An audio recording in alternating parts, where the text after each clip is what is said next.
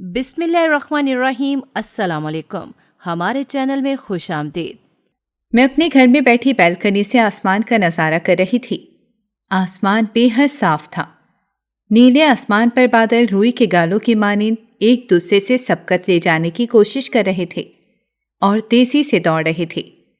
مجھے یہ منظر بہت بھاتا تھا، کھلا کھلا نیلا آسمان اور اس میں بھاگتے دوڑتے روئی کے گالوں کی مانند بادل میں یہ خوبصورت منظر دیکھ رہی تھی اور ہاتھ میں چائے کا کپ پکڑے بالکنی میں کھڑی نظارہ کر رہی تھی اور آہستہ آہستہ اپنے کپ سے چائے کے گھونٹ کو اپنے حلق میں اتار رہی تھی۔ جب دل کا موسم اچھا ہو تو سارے موسم اچھے ہوتے ہیں۔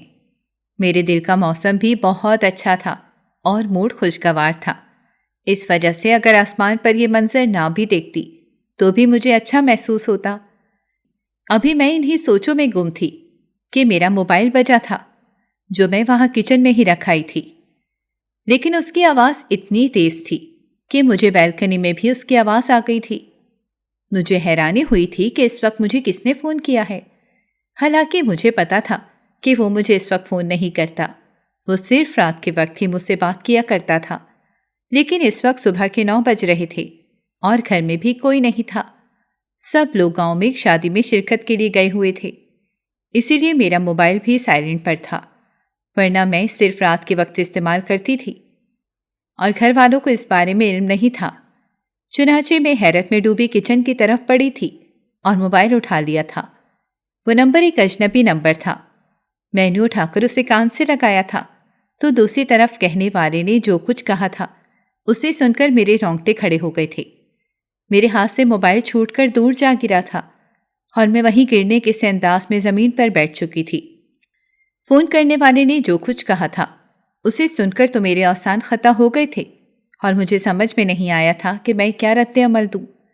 میں نے دوبارہ ہاتھوں سے ٹٹولتے ہوئے موبائل اٹھایا تھا اور کانپتے ہاتھوں سے فون کان پر لگایا تھا اور دوبارہ روندی ہوئی آواز میں فون کرنے والے سے پوچھا تھا کہ اس نے کیا کہا ہے۔ جب اس نے دوبارہ وہی بات دہرائی تھی جو اس نے مجھ سے پہلے کہی تھی، میرے وہم و گمان میں بھی نہ تھا کہ اس قدر انہونی میرے نصیب میں لکھی ہوئی ہے۔ میں اپنی ہچکیوں سے رو رہی تھی اور مجھے سمجھ نہیں آ رہا تھا کہ میں کیا کروں۔ فون کرنے والے نے مجھ سے کہا تھا کہ حسن کا ایکسیڈنٹ ہو گیا ہے اور اپنے آخری لمحات میں تمہیں یاد کر رہا ہے اور تم سے ملنا چاہتا ہے۔ اس کے ساتھ ساتھ اس نے مجھے پتہ بھی بتا دیا تھا کہ جہاں حسن اس وقت ایڈمٹ تھا۔ میرا دماغ معاف ہو رہا تھا اور مجھے بے انتہا گھبراہٹ ہونے لگی تھی۔ میرا دل بند ہونے لگا تھا اور مجھے ایسا لگ رہا تھا کہ میں اگلا سانس بھی نہیں لے پاؤں گی۔ لیکن زندگی بڑی ڈھیٹ ہوتی ہے، یہ جب تک لکھی ہوتی ہے تب تک مجبوراً گھسیٹ گھسیٹ کر سانس لینا پڑتا ہے۔ میرے ساتھ بھی اس وقت یہی معاملہ تھا۔ حسن کے ایکسیڈنٹ کا سننے کے بعد ہی میرے ہوش و حواس میں کام کرنا چھوڑ دیا تھا اور میں بالکل اپنے حواسوں میں نہیں رہی تھی۔ میں نے فوراً سے اپنے بال سمیٹے تھے، اپنا پرس اٹھایا تو اس میں موبائل ڈالا تھا اور کچھ بھی سوچے سمجھے بغیر اس کے دیے گئے پتے پر پہنچنے کے لیے رکشہ پکڑ لیا تھا۔ گھر میں کوئی نہیں تھا۔ اس بات کا شکر ادا کرتے ہوئے میں مقررہ پتے پر پہنچ گئی تھی اور وہاں جا کر مجھے احساس ہو گیا تھا کہ میں نے اپنے ساتھ کیا کر دیا ہے۔ میں کس دھوکے میں آ گئی تھی۔ میری روح فنا ہونے لگی تھی اور مجھے ایسا محسوس ہو رہا تھا جیسے میں اب ختم ہو جاؤں گی اور کبھی مڑ کر دوبارہ اپنی زندگی میں قدم نہیں رکھ سکوں گی۔ مجھ سے بہت بڑی بے وقوفی ہو گئی تھی اور جس قدر جذبات میں آ کر میں اپنا گھر چھوڑ کر اس پتے پر پہنچ چکی تھی، میرے وہم و گمان میں بھی نہیں تھا کہ وہاں میرے ساتھ یہ کھیل کھیلا گیا ہے۔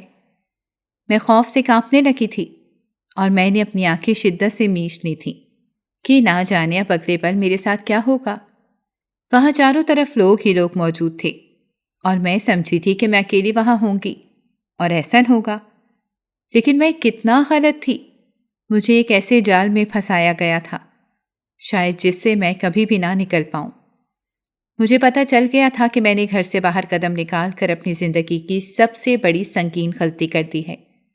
اس پر خمیازہ مجھے کیا بھگتنا تھا اور آگے میرے لیے میری زندگی کیا ہے۔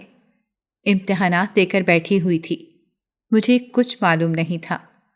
میرا نام صالحہ شفقت ہے اور یہ میری درد بھری کہانی ہے۔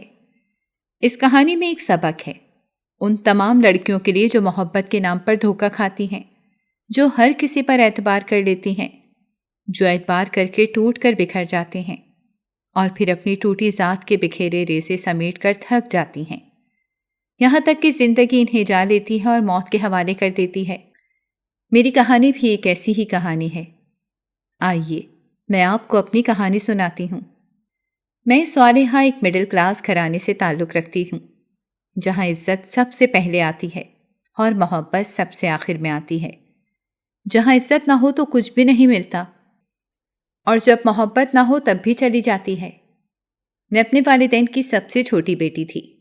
میری دونوں بڑی بہنوں کی شادی ہو چکی ہے اور 2 بھائی ہمارے ساتھ رہتے تھے۔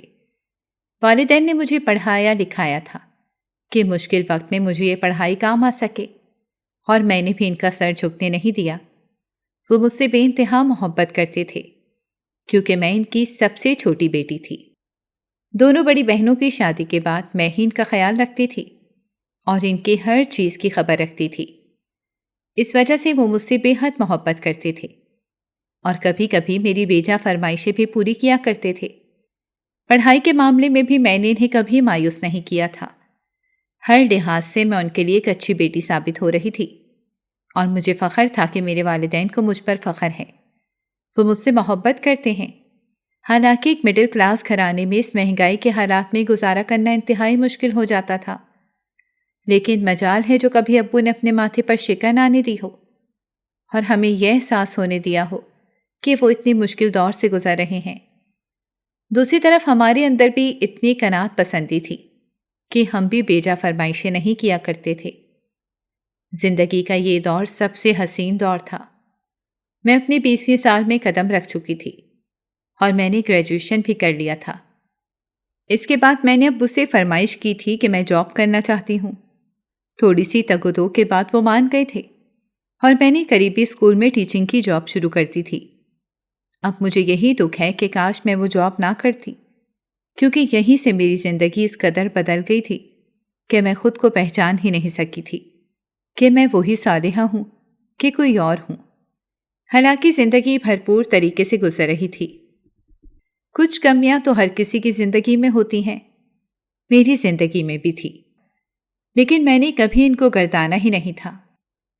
وہاں جاب میں میری دوستی چند ٹیچر سے بھی ہو گئی تھی۔ میں اپنے کام سے کام رکھنے والی لڑکی تھی، یہاں تک کہ میرے پاس تو موبائل بھی نہیں تھا، لیکن جاب کی ایک ڈیمانڈ تھی کہ میرے پاس موبائل لازمی ہوتا کہ ٹیچرز کو جو کام ادھورا رہ جائے وہ موبائل پر ہی ڈسکس کر لیں اور انہیں بتا دیا جائے۔ اب مجھے موبائل لینے کے لیے اپنے ابا سے اجازت لینی تھی۔ اگر ان کی اجازت نہ ملتی تو میں موبائل نہ لیتی، لیکن ابا کی طرف سے اجازت نہ ملی تھی اور اسکول کی طرف سے زور بڑھتا چلا جا رہا تھا۔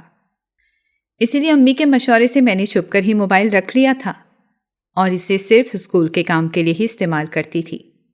اس کے علاوہ میں اسے پورا دن دیکھتی بھی نہ تھی، کیونکہ میری عادت ہی نہیں تھی۔ میں جب دوسری ٹیچرز کو سارا دن موبائل میں گھسے ہوئے دیکھتی تھی تو میں سوچتی تھی کہ یہ لوگ آخر اس میں ایسا کیا نشہ ہے جو سارا دن اسی میں مگن رہتی ہیں۔ مجھے ان سے چڑ ہونے لگی تھی، لیکن تب تک میں اس نشے سے واقف نہیں تھی، اور جب میں اس نشے سے واقف ہوئی تھی تو میرا بھی یہی حال تھا۔ حالانکہ مجھے تو میرے ابا کی طرف سے اجازت بھی نہ ملی تھی۔ ان کے نزدیک موبائل تمام فتنوں کی جڑ ہے، اسی لیے اس فتنے کو اپنے پاس ہی نہ رکھا جائے کہ اس میں مبتلا ہونے کا اندیشہ ہو، اور وہ اپنی جگہ بالکل درست تھے۔ آج مجھے ان کی جب بات یاد آتی ہے تو میری آنکھوں سے خود بخود آنسو بہہ نکلتے ہیں کہ کاش اس وقت میں ان کی بات اچھی طرح اپنے دماغ میں بٹھا لیتی تو آج یہ سب کچھ نہ ہوتا۔ یہ سب کچھ تحریر کرتے ہوئے بھی میری آنکھوں سے آنسو بہہ رہے ہیں، اور اس وقت میں جس مقام پر موجود ہوں وہ سب کچھ میرے لیے اجنبی ہو چکا ہے۔ میں ایک ایسی دلدل میں پھنس چکی تھی جہاں سے نکلنا ناممکن ہے، اور یہ سب اسی فتنے کی بدولت تھا۔ اسی فتنے کی وجہ سے میں محبت جیسے بدترین جال کا شکار ہوئی، اور پھر اس میں ایسی پھنستی چلی گئی کہ دوبارہ نکلنا ناممکن سا ہو گیا۔ یہی میری زندگی کی کہانی ہے، جس میں درد ہے، چبھن ہے، تکلیف ہے، اور ایک بہت بڑا سبق بھی ہے۔ میری زندگی ایک جگہ ٹھہری ہوئی تھی، اور اس ٹھہرے پانی میں ارتعاش اس وقت پیدا ہوا جب میرے موبائل پر پہلی دفعہ میری جاب کے دوران ہی ایک اجنبی نمبر سے مجھے ایک میسیج موصول ہوا تھا۔ اس میسیج میں اس طرح سے ہائے ہیلو کیا ہوا تھا جیسے کوئی مجھے بہت اچھی طرح جانتا ہے۔ مجھے بے پناہ تعجب ہوا تھا، اور چونکہ میں موبائل زیادہ استعمال نہیں کرتی تھی اسی لیے میں نے نمبر دیکھے بغیر ہی ڈیلیٹ کر دیا تھا اور اپنے کام میں مصروف ہو گئی تھی۔ اگلے دن دوبارہ اسکول میں اسی وقت اسی نمبر سے وہی میسیج آیا تھا۔ حالانکہ میں نے وہ نمبر یاد تو نہیں کیا تھا، لیکن اس کے آخری کا نمبر مجھے یاد رہ گیا تھا۔ وہ میری یادداشت کافی تھی، اسی لیے وہ نمبر مجھے یاد رہ گیا تھا۔ مجھے حیرانی ہوئی تھی کہ دوبارہ اسی نمبر سے اسی وقت میسیج آ جانا یہ کوئی اتفاق نہیں ہو سکتا، اور روز روز اب ایسے اتفاقات ہونے لگے تھے۔ مجھے اچھی طرح پتا تھا کہ کوئی مجھے تنگ کر رہا ہے، لیکن مجھے یہ معلوم نہیں تھا کہ وہ تنگ کرنے والا کون ہے، یا وہ مجھے جانتا ہے یا نہیں۔ ایک روز میں کلاس دے کر تھک ہار کر اسٹاف روم میں سانس لینے کو بیٹھی ہی تھی کہ میرا موبائل بجا تھا۔ جیسے ہی میں نے وہ نمبر دیکھا تھا میں بے حد گھبرا گئی تھی۔ میں نے اپنے ارد گرد بیٹھی ٹیچرز کو دیکھا تھا، لیکن وہ سب میری طرف متوجہ نہیں تھیں۔ میں موبائل لے کر باہر کی جانب آ گئی تھی اور کال ریسیو کر لی تھی۔ میں جاننا چاہتی تھی کہ دوسری طرف کون ہے۔ دوسری طرف کوئی لڑکا تھا۔ اس نے مجھ سے کہا تھا کہ وہ مجھ سے بات کرنا چاہتا ہے، اسی لیے فون کر رہا تھا۔ میں نے سختی سے اسے جھڑک دیا تھا اور بتا دیا تھا کہ وہ مجھے تنگ کرنا بند کرے، ورنہ میں اسے بلاک کر دوں گی۔ میری بات پر نہ جانے کیوں دوسری طرف کہکا لگایا گیا تھا۔ مجھے اور زیادہ غصہ آ گیا تھا اور میں نے غصے میں موبائل بھی بند کر دیا تھا۔ ایک تو میں پہلے سے ہی کلاس سے تھک ہار کر اسٹاف روم میں بیٹھی تھی، اور دوسری طرف اس کا کال کا آنا اور میرا مذاق اڑانا۔ ایک دم سے میرا پارا ہائی ہو گیا تھا اور میرا موڈ ایک دم خراب ہو گیا تھا۔ دوسری کلاسز کا لینے کا ارادہ ترک کرتے ہوئے میں نے میڈم سے چھٹی لی تھی اور گھر آ گئی تھی۔ مجھے اب کچھ بھی اچھا نہیں لگ رہا تھا۔ بار بار میرے کانوں میں اس لڑکی کی بے عزتی بھری ہوئی آواز ابھر رہی تھی، جس میں اس نے کچھ کہا تو نہیں تھا، لیکن ایک طنزیہ کہکا ابھرا تھا، اور وہی جیسے میرے دماغ میں چپک کر رہ گیا تھا۔ اگلے دن میں دوبارہ اسکول آئی تھی، لیکن اس کے بعد سے میسیج نہیں آئے تھے اور نہ فون کال آئی تھی۔ نہ جانے کیوں لیکن میں بار بار موبائل دیکھتی رہی تھی۔ یہ مجھے کیا ہو گیا تھا؟ میں بار بار موبائل کیوں دیکھ رہی تھی؟ اس کا میسیج نہ آیا تھا تو نہ آیا تھا، میں نے تو اس سے کوئی راہ رسم نہیں بڑھائی تھی، تو پھر میں بار بار موبائل چیک کر کے کیا ثابت کرنا چاہتی تھی؟ میں نے گہری سانس دے کر خود کو سمجھایا تھا کہ وہ ایک رانگ کال تھی اور رانگ نمبر تھا، اور اسے مجھ سے بہتر کوئی مل گئی ہوگی بات کرنے والی۔ اس وجہ سے اب اس نے مجھے میسیج کرنا چھوڑ دیا تھا، اور اس بات کی سمجھ آتے ہی میں نے دوبارہ سے اپنے دل جاب کی طرف لگا لیا تھا۔ چند دن ہی سکون رہا تھا اور پھر سے وہی میسیجز شروع ہو گئے تھے۔ اب یہ میسیجز ہر وقت آتے رہتے تھے، جس میں کبھی یہ لکھا ہوتا کہ میں تمہیں بہت یاد کرتا ہوں، اور کبھی یہ لکھا ہوتا کہ میں تم سے ملنا چاہتا ہوں۔ کبھی یہ لکھا ہوتا کہ تم بات کیوں نہیں کرتی، تو کبھی یہ لکھا ہوتا کہ تم اتنی زیادہ مغرور کیوں ہو۔ مجھے سمجھ نہیں آتا کہ وہ میرے پیچھے کیوں پڑا ہوا ہے۔ ایک دفعہ تو حد ہی ہو گئی تھی۔ میرے اسکول میں میٹنگ تھی اور اس میٹنگ میں مجھ سے سوالات کیے جا رہے تھے۔ مجھ سے غلطی ہوئی تھی کہ میں موبائل سائلنٹ پہ رکھنا بھول گئی تھی اور وہ بار بار بجے جا رہا تھا۔ شرمندگی سے میرا برا حال تھا۔ سب لوگ میری طرف کڑی نظروں سے دیکھ رہے تھے۔ میں نے سب سے معذرت کرتے ہوئے موبائل اٹھایا تھا، اور وہی نمبر تھا جو مجھے بلا وجہ تنگ کر رہا تھا۔ میں نے اسی وقت موبائل سائلنٹ پہ رکھا تھا اور دوبارہ میٹنگ جوائن کر لی تھی، لیکن جس قدر بے عزتی میری آج ہوئی تھی ویسی کبھی نہیں ہوئی تھی۔ میٹنگ ختم ہو گئی تھی، لیکن فون کال ختم ہونے کا نام نہیں لے رہی تھی۔ اب میری برداشت جواب دے گئی تھی، اور میں نے اسی وقت فون کال ریسیو کی تھی، اور اسی وقت ایسی کھری کھری سنائی تھی کہ ایسا غصہ تو مجھے زندگی میں کبھی نہیں آیا تھا۔ میں نے فون کرنے والے سے کہا تھا کہ تمہارا مسئلہ کیا ہے؟ تم کیوں میری جان کو آ گئے ہو؟ تمہیں جب ایک بار کہہ دیا تھا کہ رانگ نمبر ہے تو تمہیں سمجھ کیوں نہیں آتی؟ تمہیں عزت کی زبان سمجھ نہیں آتی کہ میں نہ تم سے دوستی کرنا چاہتی ہوں اور نہ تم سے بات کرنا چاہتی ہوں؟ اور اگر تمہیں اتنا ہی شوق ہے تو کسی اور نمبر پر ٹرائی کرو، میری طرف سے تمہیں کبھی کچھ حاصل نہیں ہوگا۔ یہ کہہ کر میں نے اس کی بات سنے بغیر فون بند کر دیا تھا۔ اس کے بعد ہی مجھے ایک میسج موصول ہوا تھا جس میں لکھا تھا غصہ بھی کمال ہے، بالکل محبت جیسا لگتا ہے، اور یہ میسج پڑھ کر میں اپنا سر پکڑ کر بیٹھ گئی تھی۔ اس رانگ نمبر کا کوئی حل نہیں تھا۔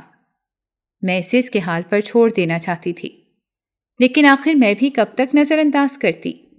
میں میسج کرنے لگی تھی اور یہ کہنے لگی تھی کہ وہ مجھے تنگ کرنا چھوڑ دے، اور اسی دوران کب میں اسے باقاعدہ بات کرنے لگی تھی مجھے پتہ نہیں چل سکا تھا، اور وہ یہی تو چاہتا تھا۔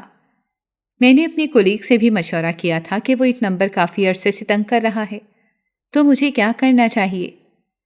وہاں سے مجھے الٹے مشورے ہی ملے تھے، اور انہوں نے مجھے کہا تھا کہ اگر وہ تم میں انٹرسٹڈ ہے تو تمہیں بات کرنے میں کیا حرج ہے، تم بھی ٹائم پاس کرو اور بات کرو، اگر اچھا لگتا ہے تو پھر شادی بھی کر لینا۔ انہوں نے تو شاید مذاق میں مجھ سے یہ بات کہی تھی، لیکن میں نے ان کی بات سیریس لے لی تھی۔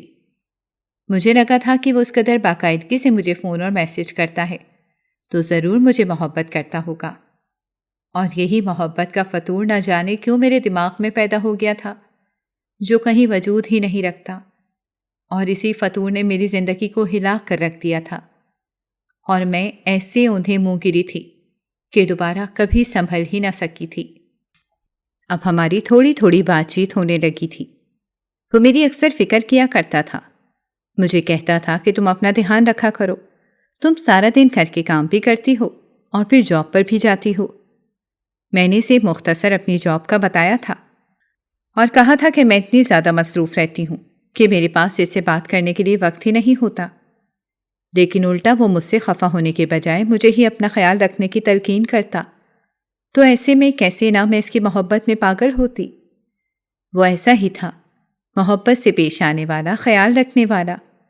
شروع میں اس سے بہت زیادہ اکھڑی رہتی تھی اور اسے کہتی تھی کہ وہ کیوں مجھے تنگ کرتا ہے۔ تب اس نے مجھ سے کہا تھا کہ نہ جانے کیوں مجھے تمہارے نمبر سے انسی اسی ہو گئی ہے، اور تمہارے نمبر کو دیکھتے ہی محبت خود بخود میرے اندر جنم لینے لگتی ہے۔ وہ جو کوئی بھی تھا لفظوں کا ساحر تھا، اور محبت میں بھرے جوتے بھگو کر مارنے والا تھا۔ وہ اسی طرح محبت پر لمبی گفتگو کر سکتا تھا، اور میں گھنٹوں اس کی گفتگو سن سکتی تھی۔ چونکہ مجھے موبائل رکھنے کی اجازت نہیں تھی، اسی لیے میں نے اسے بتا دیا تھا کہ رات کو جب میں اپنے کمرے میں ہوتی ہوں تبھی وہ مجھے فون یا میسج کیا کرے، کیونکہ اس کے علاوہ میں اس سے جواب نہیں دے سکتی تھی، اور جس دن وہ صبح میسج کرتا تو میں بے چین ہو جاتی تھی۔ مجھے نہیں معلوم تھا کہ مجھے کیا ہو گیا ہے۔ ایک دن ایسے ہی باتوں میں نے اسے ذکر کر دیا تھا کہ جب تک تمہارا میسج نہیں دیکھتی مجھے سکون نہیں ملتا، تو دوسری طرف چند لمحوں کے لیے خاموشی چھا گئی تھی، اور پھر اس کی مدھر سی آواز سنائی دی تھی، اور اس نے مجھ سے کہا تھا کہ تمہیں کچھ نہیں ہوا، تمہیں وہی ہوا ہے جو مجھے تم سے پہلے ہو گیا ہے، اور اسے محبت کہتے ہیں۔ میں ایک لمحے کے لیے ٹھہر سی گئی تھی، اور میرے دل نے ایک بیٹ مس کی تھی، اور میں نے اسی وقت فون بند کر دیا تھا۔ یہ ایک ایسا انکشاف تھا جس کے بعد مجھے خود اپنا ہوش نہیں رہا تھا۔ اب اس کے بغیر مجھے اپنا دل نامکمل لگتا تھا، میں خود کو ادھورا محسوس کرنے لگی تھی۔ اس کی باتوں میں ایسا جادو تھا کہ میرے سر پر محبت کا نشہ سر چڑھ کر بولنے لگا تھا۔ میں اس کی محبت میں ڈوب گئی تھی۔ وہ صبح اٹھتے ہی مجھے اپنا خیال رکھنے کا میسج کرتا، اور اس دوران وقفے سے اس کے میسیجز آتے رہتے تھے۔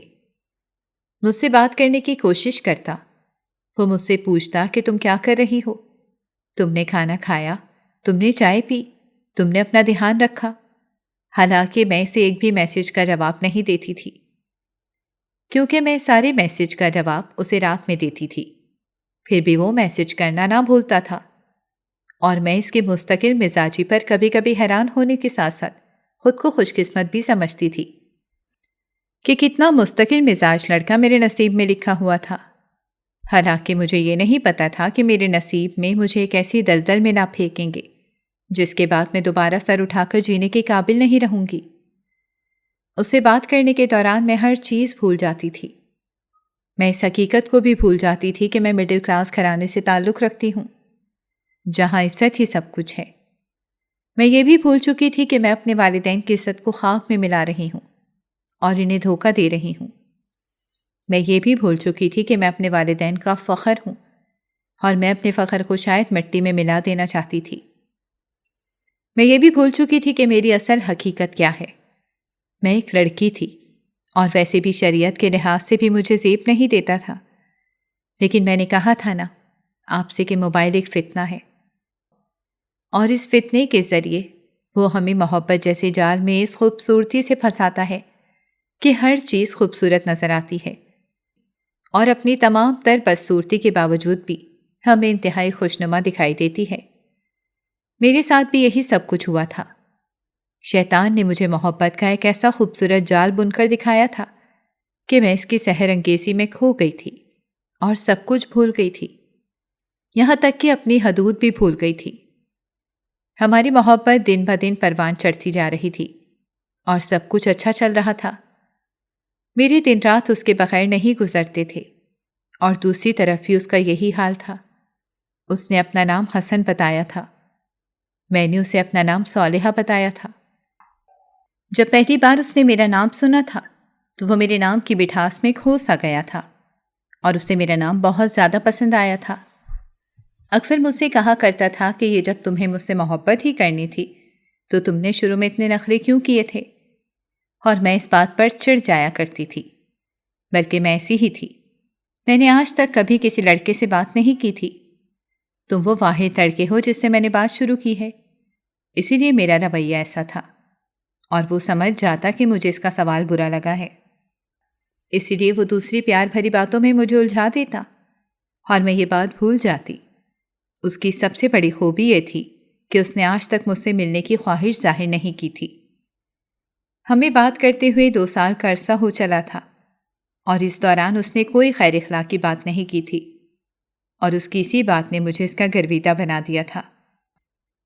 میں اس سے بہت زیادہ محبت کرنے لگی تھی، اور دوسری طرف بھی یہی عالم تھا، یعنی آگ برابر کی لگی ہوئی تھی۔ اب میں اس کو رشتہ لانے پر زور دینے لگی تھی۔ ایک یہ واحد بات تھی جس پر وہ کوئی بات کرنا پسند نہیں کرتا تھا، اور کبھی کبھی وہ مجھے کہتا کہ وہ اپنے گھر میں ضرور بات کرے گا، اور مجھے اپنی باتوں میں ایسا گھما دیتا کہ میرے ذہن سے یہ بات ہی نکل جایا کرتی تھی۔ میرے پاس اب ایک اینڈرائڈ فون تھا، اور ایک بار میں نے اس سے فرمائش کی تھی کہ ہم اتنا عرصہ بات کرتے ہیں اور ہم نے فون پر بھی ایک دوسرے سے بات کی ہوئی ہے، ہم ایک دوسرے کی آواز پہچانتے ہیں، کیوں نہ ہم ویڈیو کال کر کے ایک دوسرے کو دیکھ بھی لیں۔ لیکن زندگی میں پہلی بار اس نے میری کسی بات سے اختلاف کیا تھا، اور اس نے مجھے منع کیا تھا اور کہا تھا کہ جب ہم ایک دوسرے کے محرم بنیں گے تب ہم ایک دوسرے کو دیکھ لیں گے۔ مجھے اس کی بات بے حد عجیب لگی تھی۔ میں نے اس سے بحث کرنی چاہی تھی کہ بھلا یہ کیا بات ہوئی کہ بات کرتے ہیں، دن رات ایک دوسرے کے بغیر رہ نہیں سکتے، لیکن یہ نہ دیکھنے کی شرط عجیب ہے۔ اور میں نے یہ بات صرف سوچی ہی نہیں تھی بلکہ اس کا برملا اظہار بھی کر دیا تھا۔ تب اس نے مجھے پیار سے سمجھایا تھا کہ میں تمہیں اسی وقت دیکھنا چاہتا ہوں جب مجھے تم پر پورا حق حاصل ہو اور میں تمہیں چھو بھی سکوں۔ یہ دیکھنا کیا دیکھنا ہوا بھلا کہ جس میں صرف دیکھ ہی سکے اور چھو نہ سکیں، محسوس نہ کر سکیں۔ اور مجھے اس کی بات کی گہرائی سمجھ آ گئی تھی۔ وہ مجھ سے کہنا چاہتا تھا کہ صرف دیکھنے کے بعد دیکھنے کی آرزو نہیں رہے گی بلکہ چھونے کی آرزو بھی پیدا ہوگی، اور یہی وہ نہیں چاہتا تھا۔ میں اس کے بات سے مطمئن ہو گئی تھی، اور دل ہی دل میں اللہ تعالیٰ کا شکر ادا کیا تھا کہ اس نے اتنا مثبت انسان میرے لیے چنا تھا۔ نہ جانے کیوں مجھے پورا یقین تھا کہ وہی شخص میرے مقدر اور نصیب بنے گا، کیونکہ مجھے یقین تھا کہ اللہ پاک میری دعاؤں کو ضرور سنے گا۔ میں ہر دعا میں اسے مانگا کرتی تھی، لیکن میں کتنا غلط تھی۔ میں بغیر سوچے سمجھے اپنے لیے شر مانگ رہی تھی، خیر سمجھ کر یہ بھی نہ سوچا تھا کہ یہ شر اگر ہمیشہ کے لیے میری زندگی کا حصہ بن گیا تو میں کسی کو کیا منہ دکھاؤں گی۔ اب تک میں نے اس سے جتنی باتیں کی تھیں اس میں وہ ایک مثبت انسان تھا، لڑکیوں کی عزت کرنے والا، ان سے نرمی اور محبت سے پیش آنے والا، اور اس کی اسی بات نے میرے دل میں اس کی قدر کو اور زیادہ بڑھا دیا تھا۔ میں اسے اور زیادہ محبت کرنے لگی تھی۔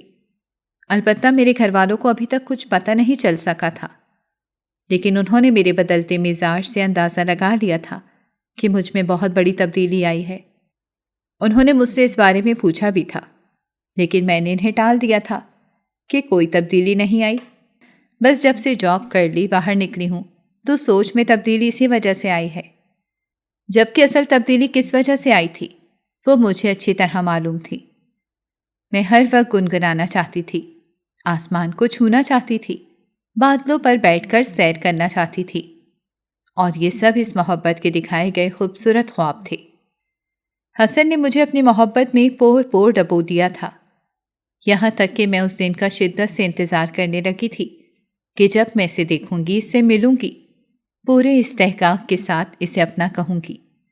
لیکن میں کتنی بے وقوف تھی، میں نے اپنی خیالی دنیا آباد کر رکھی تھی جس میں صرف حسن ہی بستا تھا، اور اس کے بغیر میری دنیا اندھیری تھی۔ مجھے نہیں معلوم تھا کہ اس کے ساتھ بھی میری دنیا اندھیری ہے اور ہمیشہ اندھیر ہی رہے گی۔ اگر مجھے معلوم ہوتا تو میں کبھی ایسا نام نہاد اجالا اپنی زندگی میں کبھی نہ کرتی جو محبت کے نام پر میری زندگی میں دھوکے سے کیا گیا تھا۔ وہ صبح میرے لیے بھیانک صبح تھی جب مجھے فون پر یہ اطلاع دی گئی تھی کہ حسن کا ایکسیڈنٹ ہو گیا ہے اور وہ اپنی زندگی کے آخری لمحات میں مجھ سے ملنا چاہتا ہے۔ میرے پیروں تلے سے زمین آہستہ آہستہ سرک رہی تھی اور میں کچھ بھی سوچے سمجھے بغیر اپنے گھر سے نکل گئی تھی اور فون کال کرنے والے کے بتائے ہوئے پتے پر پہنچ گئی تھی۔ میرے کانوں میں بار بار ایک ہی بات گونج رہی تھی کہ حسن کے آخری لمحات، اور بس اس سے آگے کچھ سوچا نہیں گیا تھا، اور میں اسی حالت میں گھر سے باہر نکل گئی تھی اور اس پتے پر پہنچ چکی تھی۔ وہاں پہنچتے ہی مجھے اپنی بے وقوفی کا شدت سے احساس ہوا تھا۔ یہ میں نے اپنے ساتھ کیا کر دیا تھا؟ میں محض فون کال کے دھوکے میں آ گئی تھی اور اس جگہ پہنچ گئی تھی جہاں ہر طرف مرد ہی مرد نظر آ رہے تھے، اور نہ صرف مرد بلکہ ایک سے ایک خوبصورت عورتیں بھی موجود تھیں۔ میرے چاروں طرف لوگوں کا ہجوم جمع تھا، اور اس ہجوم کی سب سے بڑی خاص بات یہ تھی کہ سب کے سب بولی لگا رہے تھے۔ میں وہیں ششدر رہ گئی تھی۔ مجھے کسی نے دھوکے سے بازار حسن میں بلوایا تھا اور میں بغیر سوچے سمجھے، بغیر پتے کو غور سے پڑھے وہاں پہنچ چکی تھی۔ اب مجھے اپنی سنگین غلطی کا احساس ہو گیا تھا، لیکن تب تک پانی سر سے اونچا ہو گیا تھا۔ میں کہاں آ گئی تھی؟ میں بھاگنا چاہتی تھی، لیکن کسی نے میرا ہاتھ زور سے پکڑ لیا تھا۔ میں نے اس سے اپنا ہاتھ چھڑانا چاہا تھا، لیکن بھلا اتنے مردوں کے ہجوم میں بھاگ کر کہاں جا سکتی تھی؟ میرا دل زور زور سے دھڑکنے لگا تھا اور ایسا محسوس ہوتا تھا جیسے ابھی سینہ پھیلانگ کر باہر نکل آئے گا۔ میرا پورا وجود ترس رہا تھا۔ اسی اثنا میں ایک آواز میرے کانوں کے پاس ابھری تھی اور اس آواز نے میرا نام پکارا تھا۔ میں جھٹکے سے پلٹی تھی اور آواز دینے والے کی جانب دیکھا تھا۔ میرے ذہن میں جھماکا ہوا تھا، یہ آواز تو حسن کی تھی۔ میرے سامنے حسن کھڑا تھا، وہ بالکل صحیح سلامت تھا اور مجھے دیکھ کر مکروہ ہنسی ہنس رہا تھا، اور اس کے بعد میرے کان کے پاس جھک کر اس نے کہا تھا کہ تمہیں میرا گیم کیسا لگا؟ میرا گیم تمہیں یہاں تک لانا تھا، اب میرا کام ختم ہے اور تمہارا کام شروع ہے۔ یہ کہہ کر اس نے اس قدر بھیانک کہکا لگایا تھا کہ میرا دل پھٹنے کے قریب ہو گیا تھا۔ میں محبت کے نام پر لوٹی گئی تھی اور پھٹی پھٹی نگاہوں سے اس کی طرف دیکھ رہی تھی۔ یہ تو وہ شخص تھا جو ویڈیو کال پر دیکھنے پر بھی راضی نہیں تھا، اور اب اس نے مجھے بھرے بازار میں رسوائی کے لیے بلا لیا تھا۔ میں نے ایک دم سے بھاگنا چاہا تھا، لیکن وہ میرے راستے میں آ گیا تھا، اور اس نے مجھ سے کہا تھا کہ جو ایک بار یہاں قدم رکھ دیتا ہے اس کی واپسی کی کوئی گنجائش نہیں ہوتی۔ میں وہیں بیٹھ کر زاروں قطار رونے لگی تھی۔ تب اس نے مجھے کہا تھا کہ یہاں آنسوؤں کی کوئی قیمت نہیں، چنانچہ تم ان کو بہا کر خود کو بے مول مت کرو۔ یعنی اب وہ میری قیمت لگانے والا تھا۔ اسی اثنا میں دو عورتیں آگے بڑھی تھیں۔ انہوں نے مجھے بالوں سے پکڑا تھا اور پھر حسن سے کچھ بات چیت کرنے لگی تھیں۔ وہ اپنی باتوں سے جتنی مٹھاس ظاہر کرتا تھا، اپنی شکل و صورت سے اسی قدر بھیانک نظر آ رہا تھا۔ اس کے کرتوت اس کے چہرے پر صاف عیاں تھے۔ مجھے 2 سال محبت کے نام پر بے وقوف بنائے رکھا، اور اب اپنے 2 سال کی محبت کو میرے نام کیش کروا رہا تھا۔ میں اس وقت کانٹوں تو بدن میں لہو نہیں کہ مصداق پتھر کی بنی ہوئی کھڑی رہی تھی۔ ہوش تب آیا تھا جب حسن نے میری قیمت کروڑوں میں لگائی تھی۔ مجھے اور میرے حسن کو دیکھتے ہوئے ان عورتوں نے اسی وقت اسے ادا بھی کرتی تھی۔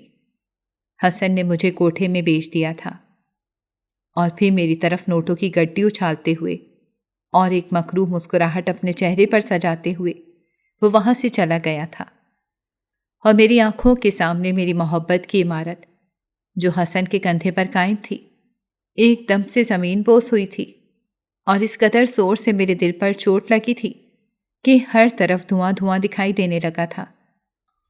اس نے مجھے کوٹھے میں بیچ دیا تھا، اور اس کے لیے اس نے پورے 2 سال لگائے تھے، اور ان 2 سالوں کی قیمت اس نے پورا 1 کروڑ روپیہ وصول کی تھی۔ میں چیخی تھی، چلائی تھی، لیکن میرے چیخنے چلانے کا کسی پر کوئی اثر نہیں ہوا تھا۔ ایسا محسوس ہوتا تھا کہ وہاں لڑکیوں کے اس طرح چلانے کے عادی تھے۔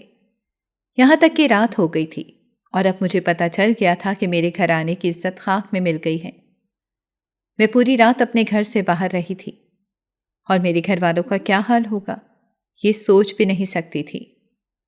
میرا دل چاہا کہ میں خود کو ختم کر لوں، لیکن میرا دماغ بالکل معاف ہو گیا تھا۔ مجھے ایسا محسوس ہو رہا تھا جیسے میں سننے سمجھنے کی صلاحیت اپنے اندر کھو چکا ہے۔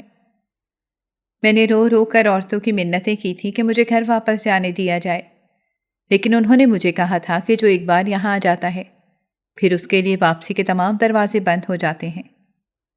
اور ایسا ہی تھا، کیونکہ میں نے پوری رات اپنے گھر سے باہر گزاری تھی، اور گھر والوں کو اس بارے میں کوئی علم بھی نہیں تھا، جس کا صاف مطلب تھا کہ آج میں اغوا ہو چکی ہوں یا میں بھاگ چکی ہوں، اور ان دونوں صورتوں میں ہم جیسی لڑکیوں کے لیے واپسی کی کوئی گنجائش نہیں ہوتی۔ میرے ساتھ بھی یہی ہوا تھا۔ میں یہاں سے نکلنا چاہتی تھی، باہر جانا چاہتی تھی، لیکن کوئی راستہ نہیں مل رہا تھا۔ مجھے ایک کمرے میں لا پٹخا تھا اور دروازہ بند کر دیا گیا تھا۔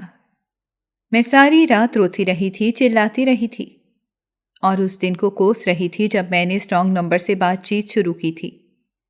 اس کو اپنا دل دے بیٹھی تھی، جس کا خمیازہ مجھے بڑا بھگتنا پڑ رہا تھا، جو میں نے کبھی اپنی زندگی میں سوچا بھی نہیں تھا۔ میں نے وہ پوری رات روتے ہوئے اپنے اللہ کے حضور معافی مانگتے ہوئے گزاری تھی کہ وہ مجھے میرے گناہ پر معاف کر دے، لیکن میری عزت بچا لے، اور نہ جانے میری زندگی میں سے کون سی نیکی کی تھی کہ اللہ نے میری دعا سن لی تھی، اور اسی رات اس کوٹھے پر چھاپا پڑا تھا۔ تمام ذمہ داران تو بھاگ گئے تھے، لیکن میرے جیسی لڑکیاں جو کسی کی محبت کے نام پر یہاں لا کر بیچ دی گئی تھیں وہ رہ گئی تھیں، اور اگلے دن میڈیا میں ہمارے نام ہماری شکلوں کے ساتھ گردش کر رہے تھے۔ میرے پورے خاندان کی عزت میڈیا اچھالنے لگی تھی۔ میں نے اپنے منہ پر کپڑا ڈال دیا تھا، لیکن ظاہر ہے مجھے میرے گھر والوں نے پہچان لیا تھا۔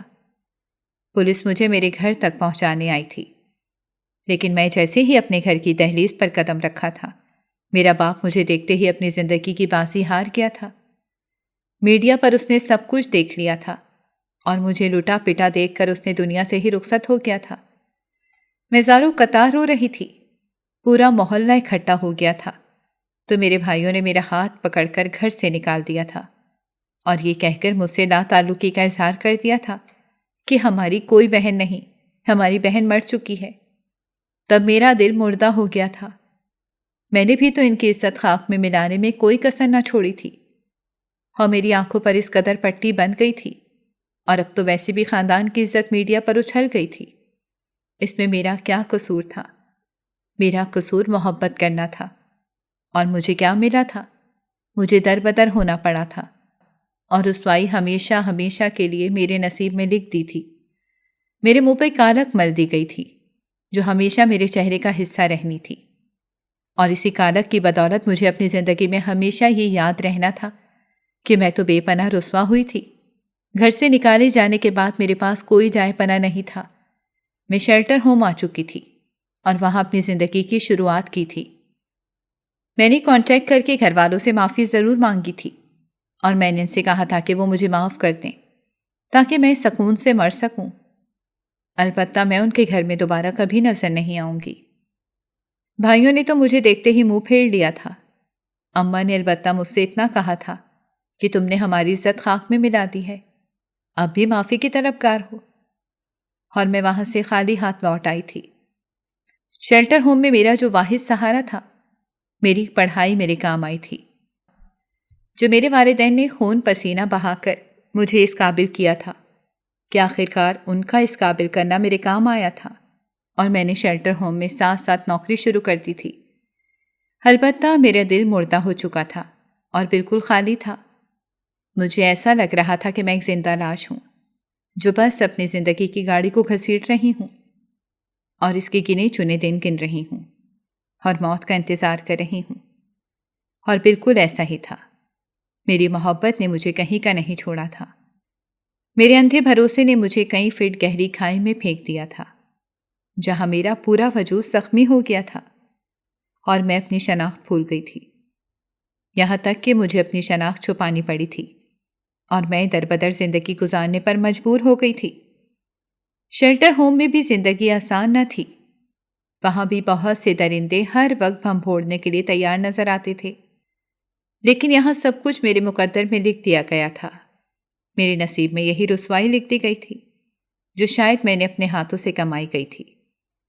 मेरे एतमाद ने मुझे इस कदर ठेस पहुंचाई थी, मेरी मोहब्बत ने मुझे इस कदर आसमान से ज़मीन पर ला पटका था। मैं कैसे कैसे मर्द की बातों में आ गई थी, इसे जानती तक नहीं थी, और वो मुझे ना जान कर भी मुझसे करोड़ों रुपए कमा गया था। ये मेरी ज़िंदगी की दर्दनाक कहानी है। मेरी आप सबसे इल्तिजा है कि कभी किसी पर भरोसा मत करें। महरम रिश्ते ही अपने होते हैं और काबिल एतबार होते हैं, जबकि किसी भी नामहरम रिश्ते को अपना समझना और इसकी मोहब्बत को सच समझना एक बेवकूफ़ी के अलावा कुछ भी नहीं है। मैंने भी ऐसी ही एक बेवकूफ़ी की थी और इसका खुमियाजा इस सूरत में भुगत रही हूँ कि रुसवाई भी मेरे नाम लिख दी गई थी और दरबदरी की ज़िंदगी भी मैंने ही गुजारी हो, और अपनी जान से प्यारे बाबा को भी खोना पड़ा था। उनकी जुदाई के दुख को भी सहना पड़ा था, लेकिन ये सब कुछ मैंने अपने हाथों से कमाया था। इसीलिए खामोशी से अपनी रूह को ज़िंदगी की गाड़ी को घसीट रही हूँ और अपनी ज़िंदगी के दिन गिन रही हूँ और अपने मुर्दा वजूद को सांस लेने पर मजबूर कर रही हूँ। नाज़रीन, अगर आपको हमारी कहानी अच्छी लगी है तो वीडियो को लाइक करें, शेयर करें और हमारे चैनल को सब्सक्राइब करें। अगली वीडियो तक इजाज़त दें। अल्लाह हाफ़िज़।